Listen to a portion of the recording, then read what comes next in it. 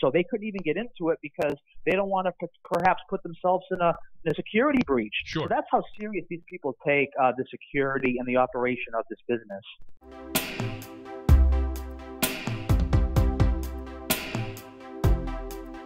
So I was mentioning the marijuana law, the state law, and of course there are things going on here on the local level, New Bedford particularly. And so I've asked to join us this morning for a few minutes, City Councilor Ian Abreu.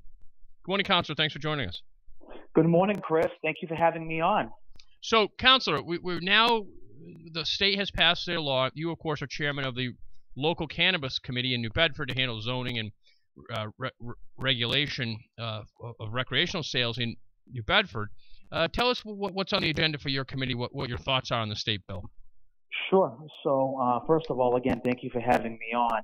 And when you and I had spoken on another radio program that you host about a month ago, we had talked about the initial legislation that was written by the House, that joint committee, and they didn't even really engage the Senate. It was that 55% combined tax. Obviously, I and many others in the State House and the local levels had much issue and much complaining to do about the way that was rolling out from seed to dispensing. So needless to say, the Senate took it back. They renegotiated.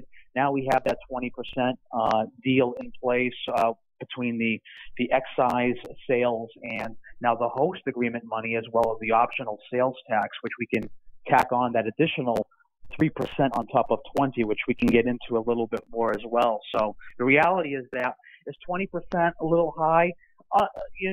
The reality is, if you were to look at other items and retail items that are sold throughout the Commonwealth, it is a little higher on that end.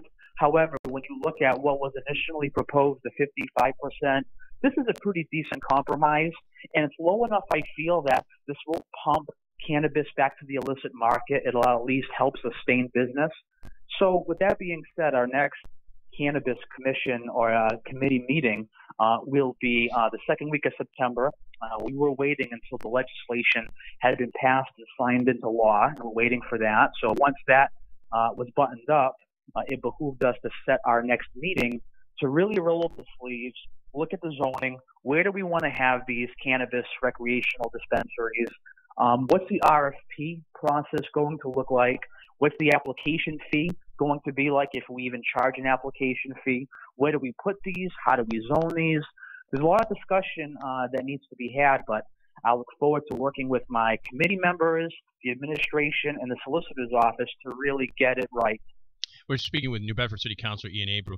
Councilor, you folks in the City Council voted on Thursday for, I believe, a host community agreement for a medical growing facility in the North End, the business park. Talk to us a little bit about that.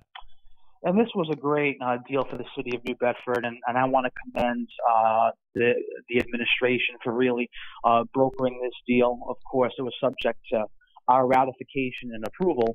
But look, not only is ARL going to come in here and create over 100 good-paying jobs in the cannabis cultivation or the manufacturing of cannabis industry, but also, and it kind of gets forgotten, and I don't think the media really picked up on it, but I know we talked about it on the council floor.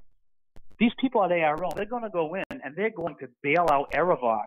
They're going to save 100 Aerovox jobs and keep those jobs here retained in the city of New Bedford.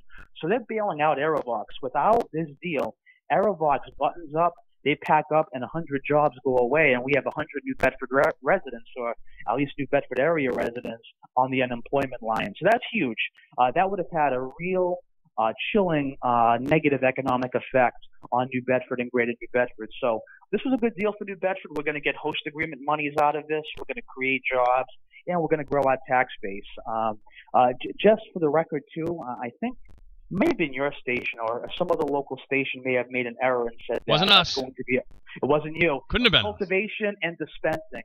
ARL, for the record, they will not be dispensing medicinal or recreational cannabis out of that location. They're going to grow it. They're going to manufacture it. They're going to, from the seed all the way up to the plant, they're going to cut it up, and they're going to ship it out throughout the state and the country. So Beacon Compassion on Hathaway Road, which we closed on that deal a few months back, they will be, as of right now, the only medicinal dispensary in the city. Right. So this facility in the North End business park is going to, they're just going to grow it. It's going to be like a manufacturing operation as if they were manufacturing anything else. Absolutely, and it's going to be very secure. They'll be shipping it out on trucks that are going to be guarded. It's going to be a very intricate internal security system to which when we were interviewing and speaking with the folks at ARL about, so they couldn't even get into it because they don't want to perhaps put themselves in a security breach. Sure. So that's how serious these people take the security and the operation of this business. So when's the next meeting of your committee? It'll be on September 13th at 7 p.m. in the City Council antechamber. And I'm also going to be looking to add a citizen input section to our meeting as well on that day. So stay tuned for that. We'll roll something out. I've got to just shore that up with Council President Lopes, but he and I had already spoken about this because I think before we delve into the negotiations with the solicitors and the administration and talk about where we might want this, how we want to zone it, I think it's important to hear from our constituents about how they feel about this coming to New Bedford, pro or con. Right. We want to be a transparent committee, and that's why we have it in place. And most importantly, we're here to serve you and serve your interests. So we'd love to hear what you have to say. And what's the timeline on Beacon Compassion? Are they still moving forward as is? What anything new on Beacon Compassion? So Beacon had their provisional license from the DPH, Mass Department of Public Health, and now they're just moving forward with the property. It was a lease to own, and I'm not sure if they've closed on the ownership of that property yet. I know that's pending, but they're pretty much ready to go. I talk to Steve Angelo quite often when we chat about updates, if there's anything any updates that we can give the constituency or anyone else if they have any questions about what's going on. And he continues to say they're moving forward. And this is a very slow process. It takes a while, but they're still looking forward to having at least their soft opening by sometime next late spring to early summer. That's the timeline they had given us on the council and to me as well.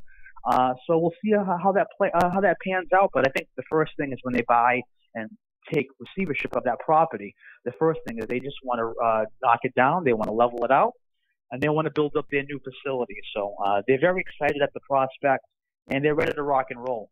Hey, we've been speaking to Councilor Ian Abreu of the New Bedford City Council. I want to thank you so much, Councilor, for joining us this morning. This afternoon. I know you're a busy guy, so I do appreciate you making some time for us. No problem. I'm very happy to be here. Thank you. All right, thanks. Have a great day. Thanks for watching.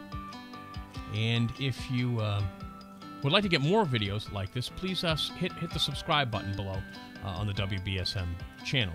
Subscribe to WBSM, and that way you'll always get the latest videos here from Sunday Brunch and the other wonderful programs on WBSM.